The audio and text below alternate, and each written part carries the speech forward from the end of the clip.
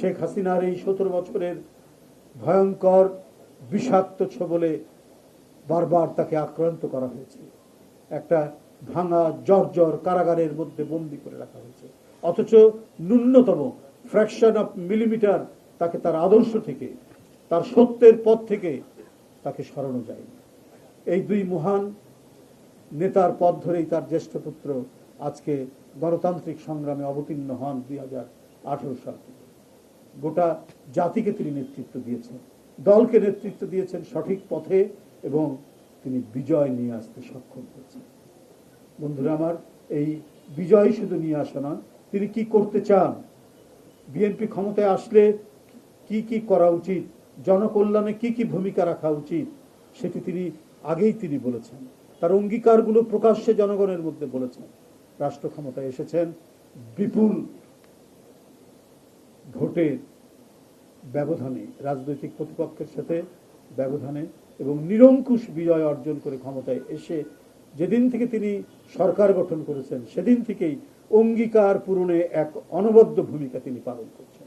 আপনারা মিডিয়ার যারা মানুষ তারা দেখেছেন কিভাবে একের পর এক তিনি তার কর্মসূচি বাস্তবায়নের জন্য বাংলাদেশের বিভিন্ন অঞ্চলে ছুটে যাচ্ছেন।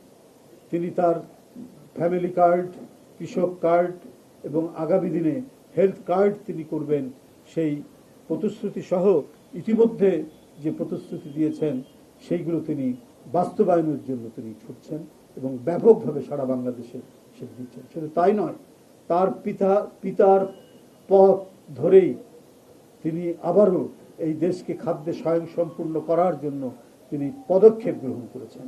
আবার খাল কাটা কর্মসূচি তিনি চালু করেছেন এবং ইতিমধ্যেই এটি সাড়া ফেলেছে সারা বাংলাদেশে, এবং যেখানেই যাচ্ছেন তিনি খাল কাটা কর্মসূচি পুরো দমে সেখানে চালিয়ে যাচ্ছেন। তাই বন্ধুরা আমার, যে প্রতিশ্রুতি দেওয়া এবং পূরণ করার মধ্যে বড় ঘাটতি এদেশে দেখা গিয়েছিল আগে। বিভিন্ন রাজনৈতিক দল বা একটি রাজনৈতিক দল বারবার প্রতিশ্রুতি দিয়ে জনগণের সাথে প্রতারণা করেছে। 10 টাকা কেজি চাল খাওয়াতে পারেনি, ঘরে ঘরে চাকরি দিতে পারেনি, বিনামূল্যে সার দিতে পারেনি, কিন্তু তারা বলেছিল। কিন্তু বিএনপির পক্ষ থেকে তার নেতা তারেক রহমান যতটুকু বলেছেন যে কাজগুলো জনকল্যাণে সম্পাদন করা সম্ভব আমাদের এই সোশিও ইকোনমিক কন্ডিশনে, ঠিক সেটাই তিনি বলেছেন, সেটাই তিনি করছেন। আজকে অনেক রাজনৈতিক প্রতিপক্ষ নানা ধরনের কথা বলছেন, নানা ধরনের এটিকে ডাইভার্ট করার জন্য, বিকৃত করার জন্য কথা বলছেন।